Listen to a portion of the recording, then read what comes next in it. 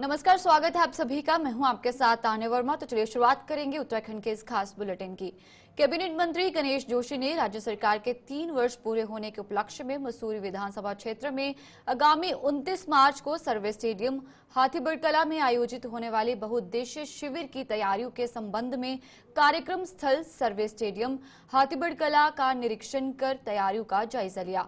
निरीक्षण के दौरान मंत्री गणेश जोशी ने जिला प्रशासन के अधिकारियों को सभी आवश्यक तैयारियां समय पर पूर्ण करने और कार्यक्रम को सफलतापूर्वक संचालित करने के लिए आवश्यक दिशा निर्देश दिए। उन्होंने कहा कि ये शिविर जनहितकारी योजनाओं को जनता तक पहुंचाने में महत्वपूर्ण भूमिका निभाएगा।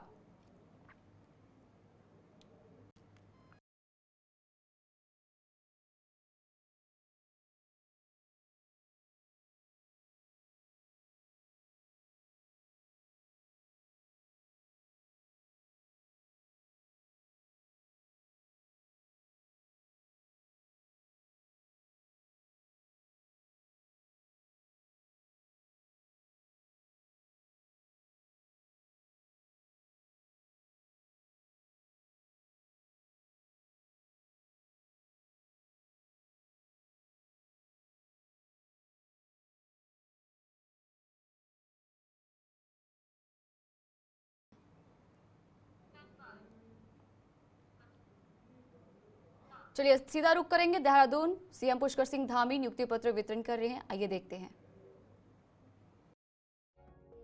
और ठीक हो जाता है।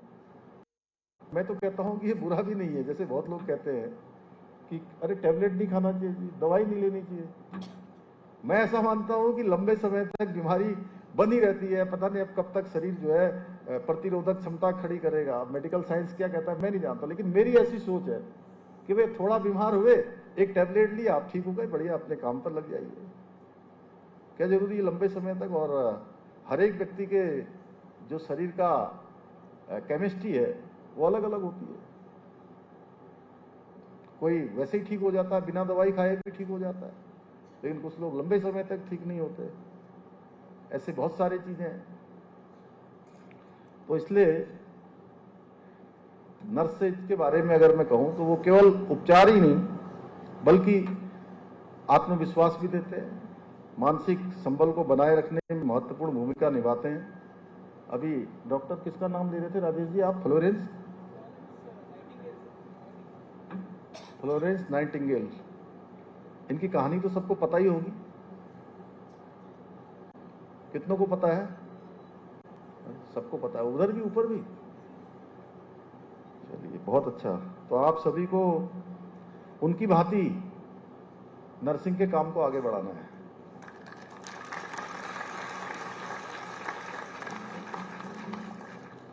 मुझे पूरा विश्वास है कि आप सभी पूर्ण निष्ठा के साथ, समर्पण के साथ, मानवीय मूल्यों के साथ कार्य करेंगे। और प्रदेश की जो हमारी स्वास्थ्य सेवाएं हैं जिनमें अनेक उल्लेखनीय सुधार हुआ है, जिसके बारे में हमारे स्वास्थ्य मंत्री जी ने अभी बहुत विस्तार से बताया, कम शब्दों में बताया, लेकिन बहुत सारी बातें जो नवाचार के क्षेत्र में हुई हैं।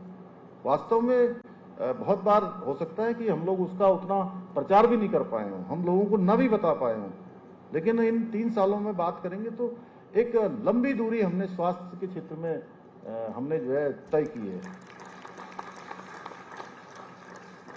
भाइयों बहनों, इसके साथ ही दून मेडिकल कॉलेज में आज 26 करोड़ के लगभग रुपए की लागत से बनने हुए इस हम सभागार का भी लोकार्पण कर रहे हैं। आधुनिक सुविधाओं से युक्त इस सभागार के आज लोकार्पण हो जाने के पश्चात मेडिकल छात्रों को, चिकित्सकों को, उनके लिए ज्ञानवर्धक सेमिनार के लिए उनको कहीं बाहर नहीं जाना पड़ेगा। कार्यशालाएं हों, यहाँ पर बड़ी बड़ी सम्मेलन हों, प्रशिक्षण के कार्यक्रम आयोजित करना आसान हो जाएगा। एक सुविधा यहाँ पर आप सबको प्राप्त हो गई है। भाइयों बहनों, आदरणीय प्रधानमंत्री जी के नेतृत्व में आज अनेक काम देश के अंदर हो रहे हैं। आज हर क्षेत्र में भारत का झंडा बुलंद हो रहा है। पूरे विश्व के अंदर भारत की जो पहचान है वो बढ़ रही है। वैश्विक रूप से हमारे लिए एक्सेप्टेंस बढ़ी है। लोगों का विश्वास भारत पर बढ़ा है। विश्वास भारत पर पड़ा है और ये कालखंड 2014 के बाद आया है। जब मैं कोरोना की बात करता हूं तो कोरोना महामारी में जब दुनिया के देश केवल कर रहे थे, ऐसे कालखंड में भारत की सरकार ने जब स्वदेशी वैक्सीन हमारे वैज्ञानिकों ने बनाई, तो स्वदेशी वैक्सीन को जहां देश के अंदर सभी को देने का काम हुआ और कितना शानदार काम हुआ कि दुनिया की सबसे बड़ी जनसंख्या का हमारा देश, और आप वैक्सीन लगा के आते थे, आप वैक्सीन लगाते थे, आप घर पहुंचते थे, उससे पहले आपके मोबाइल पर जो है उसका वो आ जाता था लगा हुआ। और इतना ही नहीं, दुनिया के 100 से भी ज्यादा देशों को वैक्सीन देने का काम भी उस कठिन समय में भारत की सरकार ने किया, जिसके कारण से दुनिया में एक मानवता के नाते भी हमारे प्रति एक श्रद्धा का भाव निर्माण हुआ। और जो हम कहते थे, ये हम केवल कहते नहीं है, वसुधैव कुटुंबकम को हम मानने वाले हैं कि हम कहते हैं अयम निजम परोवेति गणना लघुचेतसाम उदार चरित्रा नाम वसुधैव तो कुटुंबकम। तो उस समय हमारी सरकार के द्वारा जो प्रधानमंत्री मोदी जी के नेतृत्व में काम हुआ, वो काम एक ऐसा काम था जिसने पूरी दुनिया को दिखाया कि हम केवल अपनी चिंता नहीं करते हैं, बल्कि समस्त मानवता की चिंता करते हैं, पूरी दुनिया की चिंता करते हैं। सबके जीवन को बचाने का काम हमारे देश की सरकार ने किया। तो जैसा कि आपने देखा कि देहरादून में नियुक्ति पत्र वितरण कार्यक्रम आयोजित हुआ था, जिसमें सीएम धामी पुष्कर सिंह धामी शामिल हुए। उन्होंने छात्रों को वितरण जो है नियुक्ति पत्र वितरण किए और साथ ही साथ उन्होंने स्वास्थ्य क्षेत्र में भी बात की। उन्होंने कहा कि देहरादून में आज सभी छात्रों को मेडिकल कॉलेज के जो भी स्टूडेंट्स हैं उनको सभी फैसिलिटीज जो हैं उत्तराखंड के मेडिकल कॉलेजेस में मिल रही है। साथ ही साथ उन्होंने कोरोना महामारी पर भी बात की कि किस तरह से भारत के लोगों ने या फिर बात करें सरकार ने एकजुट होकर कोरोना महामारी को मात दी। तो चलिए अब आगे बढ़ चलेंगे। उत्तराखंड में 30 अप्रैल से शुरू हो रही चार धाम यात्रा को इस बार और भी अधिक गंभीरता के साथ साथ नवाचार प्रयोग से भी जोड़ा गया है। आयुक्त गढ़वाल विनय शंकर पांडे ने बताया है कि अभी तक लगभग 7 लाख पंजीकरण इस बार अभी तक हो चुके हैं और इस बार ऑनलाइन आवेदन में वाहनों की भी जानकारी अलग से मांगी गई है, जिससे पार्किंग स्थल की जानकारी और वहां खड़े होने वाले वाहनों की कुल संख्या क्या होगी।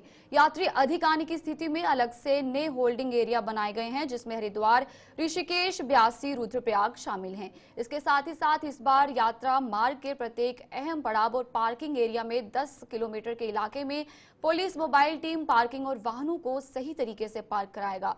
5 अप्रैल को एक और अहम बैठक में जारी काम की समीक्षा भी ऋषिकेश में होगी। देखिए, हमारी जो चार धाम यात्रा प्रदेश की बड़ी महत्वपूर्ण यात्रा होती है और जैसा आप सभी को भली भांति विदित है कि हमारे जो कपाट खुलने का तिथि है वो केदारनाथ जी की 2 मई की और बद्रीनाथ जी की 4 मई की निर्धारित हुई है और 30 अप्रैल को संभावित है कि हमारी गंगोत्री धाम और यमुनोत्री धाम के कपाट खुलेंगे। उसको लेकर हम लोगों की तैयारियां पिछली यात्रा समाप्त होने के उपरांत ही शुरू हो गई थी और इस संबंध में माननीय मुख्यमंत्री जी की अध्यक्षता में भी 2 बैठकें हुई, मेरे स्तर की भी हुई हैं और मुख्य सचिव महोदया के स्तर पर भी बैठकें की गई हैं।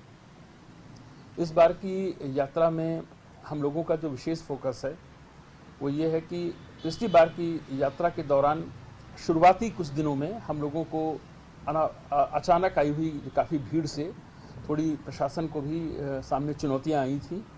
हालांकि हम लोगों ने उन सभी चुनौतियों का सामना किया और यात्रा बहुत ही सुरक्षित तरीके से ही संपन्न हुई।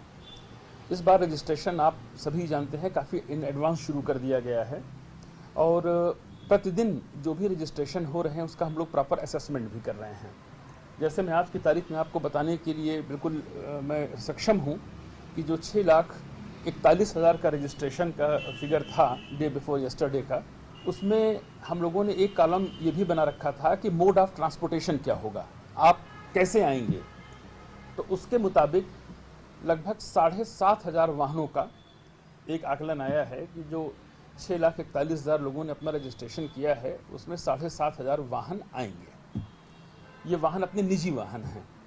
फिर हम लोगों ने इसका डेटा आज भी एनालिसिस हो रहा है कि कितने लोग प्राइवेट व्हीकल से आएंगे, कितने लोग हमारे जो टूर ऑपरेटर्स बसें चलाते हैं उसके जरिए आएंगे। इन 7,500 वाहनों के लिए किस किस धाम पर कितने लोगों को जाना है एज पर देयर रजिस्ट्रेशन, वहाँ पर हमारी पार्किंग कितने वाहनों को कैटर कर सकती है, इन सब चीज़ों का बड़ा ही साइंटिफिक ढंग से हम लोगों ने इस बार इस्तेमाल करना शुरू किया है। इस बार की यात्रा में हम लोगों ने सभी यात्रा रूट पर हर 10 किलोमीटर को एक सेक्टर के रूप में विभाजित किया है और उसमें हमारे बाइक पर जो हमारे पुलिसकर्मी होंगे अपने रेडियो सेट के माध्यम से वो उन 10 किलोमीटर में लगातार मूव करते रहेंगे। कहीं कोई गाड़ी खराब हो रही है या अगर लाइन में कई गाड़ियाँ आड़ी तिरछी खड़ी हो गई हैं जिससे ट्रैफिक में व्यवधान हो रहा है, उसको भी हम लोगों ने व्यवस्थित करने के लिए ये निर्देश दिए हैं। और सबसे इम्पॉर्टेंट जो निर्णय हम लोगों ने लिए थे, होल्डिंग एरियाज़, इन केस बहुत ज़्यादा भीड़ होती है तो हमारी प्रॉपर होल्डिंग एरिया, अगर आप इधर बद्रीनाथ जी के और केदारनाथ जी के रूट पे देखें तो हरिद्वार, ऋषिकेश, छोटी सी होल्डिंग एरिया व्यासी, श्रीनगर, रुद्रप्रयाग, इन सब जगहों पर हम लोगों ने अपनी होल्डिंग एरिया, वहाँ पर कितने ऐसे स्थान हैं जो कि निःशुल्क सेवा में दिए जा सकते हैं वो भी आइडेंटिफाई कर लिए गए हैं, जहाँ निःशुल्क भोजन के साथ, क्योंकि सभी की तीर्थ यात्रा पे आने वाले सभी लोगों की आर्थिक स्थिति ऐसी नहीं होती है कि अगर एक आध दिन उनको रुकना पड़े तो उसको एफोर्ड कर सकें, और जहाँ पर लोगों को रहने की, खाने की, वॉशरूम, टॉयलेट की सुविधा हो, तो काफ़ी माइक्रो लेवल पे इस बार तैयारी की गई है। और सेम यही हम लोगों ने गंगोत्री यमुनोत्री रूट पर भी व्यवस्था की है। तो हम लोगों का प्रयास यही है कि यात्रा इस बार की सुखद हो, सुरक्षित हो, साथ ही साथ सभी कार्यदायी संस्थाओं द्वारा अपने काम को समय से पूरा किया जा रहा।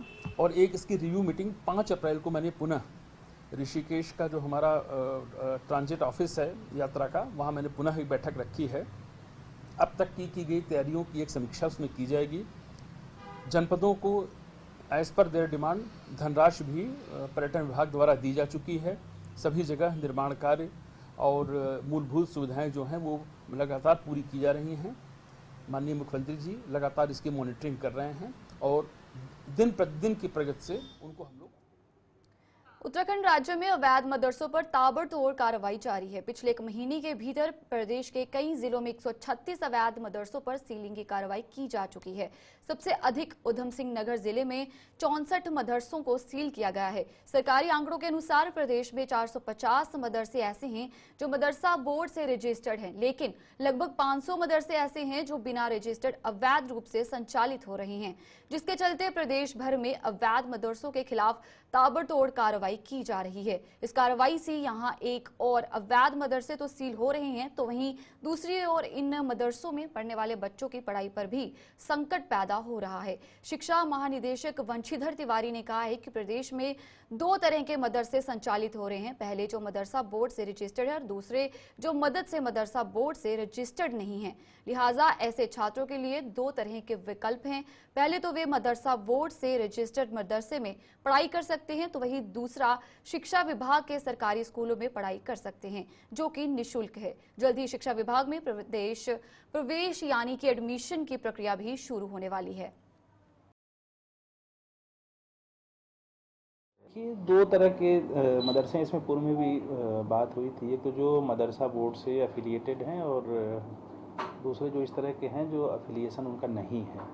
तो ऐसे छात्रों के लिए 2 तरह के विकल्प हैं। एक तो ऐसे जो मदरसा संचालित हैं, जो मदरसा बोर्ड से सूचीबद्ध हैं, वहाँ भी पढ़ सकते हैं। दूसरा हमारे जो शिक्षा विभाग के विद्यालय हैं, जहाँ पर निःशुल्क भी है और फ्री एक्सेस है सभी के लिए। और आजकल चूँकि प्रवेश का हमारा सत्र नया शुरू होने वाला है, तो प्रवेश उत्सव भी हम लोग मनाते हैं। तो जो सरकारी विद्यालय हैं वहाँ भी बच्चे प्रवेश ले सकते हैं। दोनों विकल्प खुले हुए हैं। थोड़ा उनको मोटिवेट करने के लिए, उनको अवेयर करने के लिए कोई प्रबंध किया? वो तो बंद हो गए, घर बैठ गए, तो उनको कोई बता दे, ऐसा कुछ हो जाए? नहीं, देखिए बिल्कुल आपकी बात जायज़ है। और जो हम लोग प्रवेश उत्सव मनाते हैं, जो सत्र हमारा चलता है नया और अगस्त तक चलता है, तो उसमें घर घर जा कर के हमारे जो शिक्षक हैं अभिभावकों से संपर्क करते हैं और अनुरोध भी करते हैं कि जो कोई भी बच्चा ऐसा है जो पढ़ाई से न छूटे किसी भी हाल में। और जो प्राथमिक विद्यालय हैं हमारे, वो हर 1 किलोमीटर 2 किलोमीटर पर हर जगह है। जूनियर के विद्यालय हैं, तो विद्यालय की और टीचर्स की कोई दिक्कत नहीं है। और प्रवेश उत्सव के माध्यम से इन बच्चों को प्रवेश दिया जाएगा। मतलब सरकार इस बात की तो गारंटी लेगी ही कम से कम कि इनकी शिक्षा में कोई फर्क नहीं पड़ेगा। देखिए, राइट टू एजुकेशन पहले से ही है और सभी का अधिकार है और सरकारी विद्यालयों में फ्री एक्सेस भी है।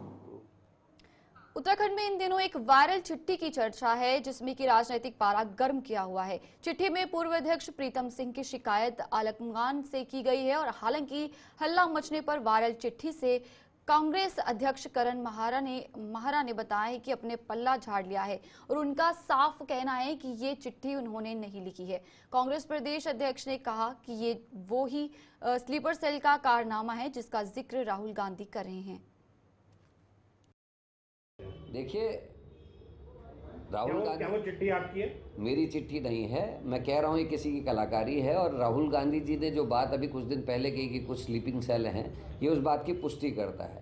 क्योंकि 20 तारीख को एक बैठक होती है जिसमें सारे वरिष्ठ जन आते हैं। एक मैसेज जाता है पूरे प्रदेश में कि कांग्रेस के सारे लोग एक हैं और कांग्रेस अब मजबूती से आगे बढ़ेगी। उसके जस्ट बाद ये चिट्ठी डाली। उस चिट्ठी की को सोशल मीडिया में डालने की टाइमिंग से आप समझ सकते हैं कि इसके पीछे नियत क्या है और वो कौन लोग हैं। इससे समझ में आ रहा है कि कौन लोग कांग्रेस के दुश्मन।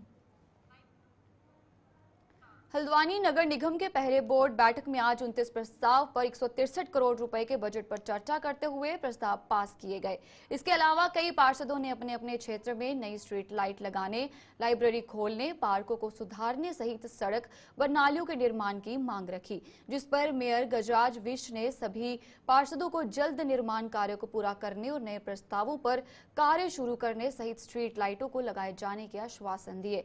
मेयर गजराज विश्व ने कहा कि विकसित हल्द्वानी, सुंदर हल्द्वानी बनाना उनका लक्ष्य है। इसको लेकर वे सभी पार्षदों को समान रूप से विकास के मुख्य धारा में आगे बढ़ाएंगे। पूरे शहर की स्वच्छता पर, इसके विकास पर, इसकी सुरक्षा पर, इसकी प्रगति पर, ये कैसे सुंदर बने, इनमें सभी हमारे 60 पार्षदों ने अपनी सहभागिता की और सभी ने मैं धन्यवाद देता हूँ सभी पार्षदों को कि उन्होंने बड़े प्यार से, बड़ी शांतिपूर्वक, बड़े धैर्य के साथ इस बैठक को संपन्न किया है। और सभी ने, मैं उनको इस बारे में इसलिए भी धन्यवाद देता हूँ कि सबकी सोच यह है कि हल्द्वानी का विकास हो, हल्द्वानी की प्रगति हो। मैं उन सबको बधाई भी देता हूँ। 163 करोड़ का लगभग बजट रखा गया है। सर्वाधिक आज तक का सबसे ज़्यादा बजट रखा गया है। सभी पार्षदों के समक्ष रखा गया, सभी ने इसे सराहा है, सभी ने इसमें हमारे जो वित्त अधिकारी हैं उनको बधाई भी दी है, धन्यवाद भी दिया है। हमारी पूरी टीम जो निगम की है वो सब पिछले 10 दिनों से इस काम में लगी हुई थी और अलग अलग बातों पर चर्चा कर रहे थे, विचार कर रहे थे और सभी विभागों को, सभी क्षेत्रों में जितने भी वर्ग हैं सभी क्षेत्रों में हमने अलग अलग विचार करके इन कामों को किया है। वहाँ काम के लिए वहाँ आपने देखा होगा मशीनें भी आ चुके हैं। मुझे लगता है 3-4-5 दिन में काम प्रारंभ हो जाएगा। हमारी एक लाइब्रेरी ताज चौराहे के पास है, एक लाइब्रेरी आपका गौजाली में है, एक स्थान हमको कटघरिया में मिला है जिसमें हम लाइब्रेरी बनाने जा रहे हैं। तो ये भी यहाँ प्रस्ताव पारित हुआ है। अपने कालाडूंगी रोड में 2 स्थानों पर सुलभ शौचालय बने और उसकी भी व्यवस्था हम यहाँ पर चर्चा हुई है। और लाइट और पोलों के लिए भी हमने पार्षदों से कहा है कि एक हफ्ते में जितनी भी उनकी डिमांड है, पूरे वार्ड की जितनी भी उनको लाइट चाहिए या पोल चाहिए, वो सब हमें डिमांड लिख के दें, उनकी भी हम व्यवस्था करेंगे। और हमने एडीपी को कहा है कि जो सड़कें खुदी हुई हैं या जो आप सड़क अभी खोद रहे हैं वो बरसात से पहले बन जानी चाहिए, तो उनको भी निर्देशित किया गया है। तो इस प्रकार के सभी क्षेत्रों में, सभी बातों में पार्षदों के साथ बैठकर लालकुआं कांग्रेस एससी विभाग के नवनियुक्त प्रदेश अध्यक्ष मदन लाल का लालकुआं पहुंचने पर कांग्रेस कार्यकर्ताओं ने भव्य स्वागत किया। इस दौरान संगठन मजबूत करने और जन समस्याओं के समाधान के लिए संघर्ष करने का कार्यकर्ताओं ने निर्णय लिया। साथ ही मिशन 2027 को विजयी बनाने का संकल्प भी लिया। इस दौरान वक्ताओं ने कहा कि संगठन को सशक्त बनाने के लिए सभी का सहयोग जरूरी है। आपसी मतभेद भुलाकर संगठन को कार्यकर्ता मजबूत करें ताकि कांग्रेस प्रदेश में मजबूत हो सके। उन्होंने कहा कि जो मुझे जिम्मेदारी मिली है उसका निर्माण पूरी निष्ठा के साथ करूंगा। कार्यकर्ताओं के मान सम्मान में कोई कमी नहीं होगी है। और बता दें कि इस मौके पर उन्होंने प्रदेश की धामी सरकार पर आरोप लगाते हुए कहा कि 3 साल के कार्यकाल में सरकार के नेता मालामाल हुए हैं। सरकार की नजर खनन और आबकारी पर ही है तथा सरकार प्रदेश को लूटने का काम कर रही है। उन्होंने कहा कि सरकार के इन 3 सालों में भ्रष्टाचार, महंगाई, बेरोजगारी के साथ साथ बिगड़ती कानून व्यवस्था का बोलाबाल रहा है। उन्होंने कहा कि 3 साल में दलित और महिला उत्पीड़न की घटनाओं में इजाफा हुआ है। बात का डिस्कशन हो रहा है। जो क्षमतावान ऊर्जावान साथी होगा उसको निश्चित रूप से आगे आने का अवसर दिया जाएगा। आप जानते हैं उसको कार्यकाल उसको 3 साल का जश्न मनाना चाहिए कि उसने महिला पर अत्याचार किए। उसको इस बात का जश्न मनाना चाहिए कि उसने बेरोजगार साथियों पे, नौजवानों पर लाठीचार्ज किया। उसको इस बात का जश्न मनाना चाहिए कि उनके होते हुए इस प्रदेश के अंदर महंगाई बढ़ी है, भ्रष्टाचार बढ़ा है, करप्शन बढ़ा है। उसको इस बात का जश्न मनाना चाहिए। वो जो शर्म आती है सरकार के ऊपर ऐसी जो डबल सरकार में जो निश्चित रूप से इस प्रदेश को बर्बाद करने का काम कर रही है। मैंने शुरुआत की, मेरा पहला दौरा उत्तराखंड में जो है ये कुमाऊं दौरा था, नेता जिले से शुरुआत की हमने। तो हमारा प्रयास रहेगा जो हमारे क्षमतावान साथी हैं उसको बूथ लेवल से लेकर, ब्लॉक लेवल से लेकर, नगर से लेकर जिला स्तर में बात जोड़ने का काम करेंगे। देखिए हमारे राष्ट्रीय नेता राहुल गांधी जी दलित समाज को लेकर पूरे देश में संविधान को लिए घूम रहे हैं। संविधान को माथे में लाकर बताने का प्रयास करें कि संविधान अगर कांग्रेस बचेगी तो संविधान बचेगा। संविधान को जो भारतीय जनता पार्टी मिटाने का काम कर रही है उसको बचाने का काम कांग्रेस पार्टी करेगी। देखिए हमारा परिवार है, सबसे आपस में तालमेल समझ से बैठाकर जो उचित ऊर्जावान साथी उसको सम्मान देने का काम किया जाएगा। हमारा ये कहना था कि इनका पहले हमने स्वागत किया और इनको पूरे हमारे अध्यक्ष जी को पूरे संगठन पूरे प्रदेश में जोड़ना है और जो हमारे दलित समाज की जिस तरीके से पीड़ा है उस पीड़ा को हमने अवगत कराया। उन्होंने बताया कि कहीं ना कहीं हम लोग एकजुट ना होकर के या कहीं पर हमारी अनदेखी हो रही है कहीं पर समाज में। और जैसे कि ये भारतीय जनता पार्टी में लगातार दलित उत्पीड़न बढ़ रहा है, इस संगठन को मजबूत करने की ज़रूरत है। और जिस तरीके से हम लोग अभी ये 2 चुनाव हार चुके हैं, 27 का चुनाव हमारा बहुत महत्वपूर्ण चुनाव है और हमें अध्यक्ष जी ने इस बात से अवगत कराया है कि हम लोग एकजुटता के साथ नई कार्यकारिणी का नए लोगों को मौका दिया जाएगा। के प्रदेश अध्यक्ष श्री मनोहर लाल जी हमारे कार्यालय पर आए थे, मैंने उनका स्वागत किया और एक अच्छा लगा कि अभी से संगठन को मजबूत करने के लिए आज बिंदु कप्ता ने उनके द्वारा बहुत बड़ी सभा की है। तो उस सभा में बहुत लोग उपस्थित थे, जैसे श्री हेमंती नंदन आपके पुष्कर जी हैं, कांग्रेस ब्लॉक अध्यक्ष पुष्कर दानों, और आपके राजेंद्र खरवाल जी हैं और राज्य विधिक सेवा प्राधिकरण उत्तराखंड के निर्देशों के चलते उत्तराखंड के सभी जिलों में इस समय सुरक्षित दवा और सुरक्षित जीवन अभियान चलाया जा रहा है, जिसको लेकर जिला विधिक सेवा प्राधिकरण और ड्रग एंड फूड विभाग के साथ ही साथ विजिलेंस की टीम ने मेडिकल स्टोरों का औचक निरीक्षण किया। इस दौरान मेडिकल संचालकों में हड़कंप मच रहा है। टीम द्वारा दवाइयों का किस प्रकार से रखरखाव किया जा रहा है, कहीं एक्सपायरी डेट की दवाइयां तो नहीं दी जा रही है, सभी का गहनता से निरीक्षण किया गया। टीम ने सबसे पहले केंद्रीय औषधि भंडार का निरीक्षण किया, जहां पर सभी सरकारी दवाइयां सप्लाई होती हैं। उन दवाइयों का किस प्रकार से रखरखाव किया जा रहा है, जिसको लेकर टीम द्वारा आवश्यक दिशा निर्देश दिए गए। इतना ही नहीं, टीम द्वारा मेडिकल स्टोरों पर रखे गए फ्रीजर इस तरह से काम कर रहे हैं, सही टेम्परेचर पर दवाइयां रखी जा रही हैं या नहीं, सभी का गहनता से निरीक्षण किया गया। टीम द्वारा मेडिकल स्टोरों के लाइसेंस भी चेक किए गए। कुल मिलाकर आज निरीक्षण के दौरान मेडिकल संचालकों में पूरी तरह से अफरा तफरी का माहौल बना रहा। देखिए, राज्य विधिक सेवा प्राधिकरण उत्तराखंड के निर्देशों के अधीन सभी जिलों में इस समय सुरक्षित दवा और सुरक्षित जीवन अभियान चलाया जा रहा है और इस अभियान के अंतर्गत ही आज जिला विधिक सेवा प्राधिकरण ने drug inspector, drug and food inspector और विजिलेंस की टीम के साथ जॉइंट एक इंस्पेक्शन आज देहरादून में किया है। और इसमें सबसे पहले हमने केंद्रीय औषधि भंडार का निरीक्षण किया, जहां पर सभी सरकारी दवाइयां वहीं से सप्लाई होती हैं। तो उन दवाओं का किस प्रकार से रखरखाव किया जा रहा है और जो भी हमें कमियां वहां पर मिली हैं उसके लिए हमने उचित दिशा निर्देश वहां पर दिए हैं। इसके अलावा हमने रेस कोर्स के कुछ मेडिकल स्टोर्स का निरीक्षण किया और इसके बाद फिर हमने इंटीरियर में हम लोग डोईवाला में भी गए और वहाँ के भी कुछ मेडिकल स्टोर्स का हमने निरीक्षण किया। इन मेडिकल स्टोर के निरीक्षण के दौरान हमने मुख्य रूप से ये देखा कि कहीं किसी भी मेडिकल स्टोर में कोई एक्सपायरी डेट की दवाइयाँ तो नहीं बिक रही, और किस प्रकार से एक्सपायरी डेट्स की जो दवाइयाँ हैं उनका किस प्रकार से रख रखाव किया जा रहा है, क्या कार्यवाही की जा रही है।